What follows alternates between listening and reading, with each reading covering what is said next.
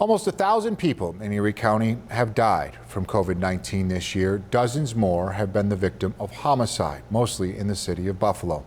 Jocelyn Pearson shows us tonight the one way the victims of these two forms of tragedy were honored tonight. Hold on to those moments that make you feel like they are right beside you. And that's what Jacqueline Chrome and several others in this Tree of Life ceremony are doing. They close their eyes to feel the connection to their loved ones who were shot and killed. I lost a son. I also have been to many of the funerals. I have seen the pain in the mother's eyes. I can relate to everything that they're going through.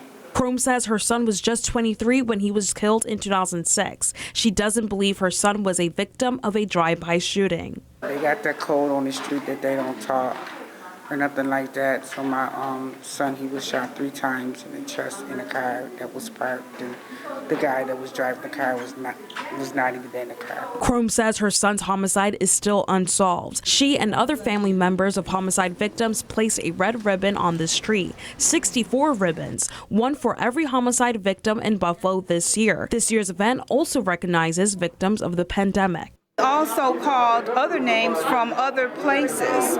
We also called the names from the Scroll of Life, which is for the people who had family members that died of COVID. Carla Thomas began this remembrance 19 years ago to honor homicide victims.